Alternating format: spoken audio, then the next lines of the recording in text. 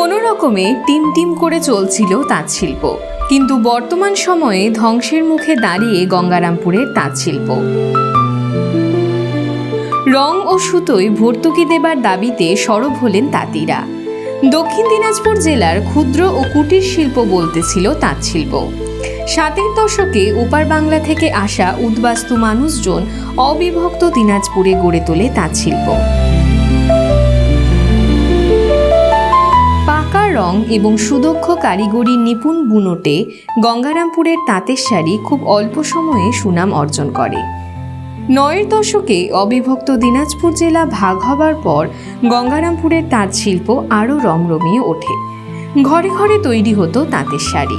সারা বছর কলকাতা, রানাঘাট, ফুলিয়া, সমুদ্রগড়, নবদ্বীপ সহ রাজ্যের বিভিন্ন প্রান্তের পাইকারি ব্যবসায়ীদের আনাগোনা ছিল গঙ্গারামপুরে।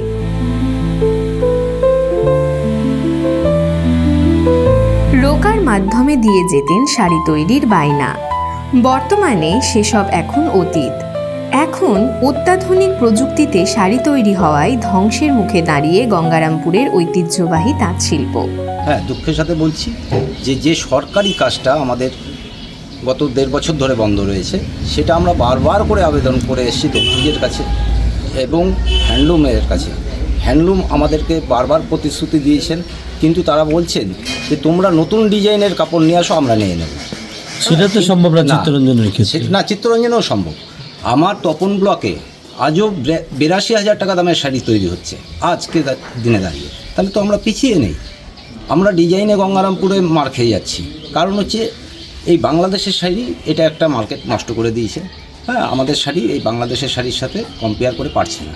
তার জন্য আমরা সরকারের কাছে আবেদন করেছি, হ্যাঁ, যে এইখানে একটা ডিজাইন সেন্টার, সেটা ওয়েস্ট বেঙ্গলের সব অফিসাররা আসছেন, হ্যাঁ, হেড অফিস থেকে তারা আমাদের তাঁতিদের সাথে আলোচনা করবেন।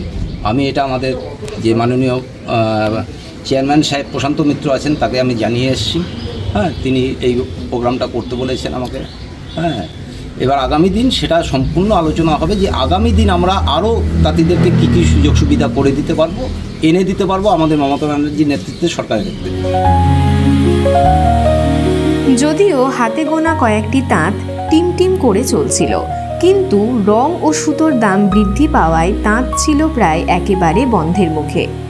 রং ও সুতোয় সরকারি ভর্তুকি এবং একটি ডিজাইন সেন্টার তৈরি করার দাবিতে সরব হলেন গঙ্গারামপুরের তাঁতিরা। বিশেষ প্রতিবেদন, নিউজ ইন্ডিয়া।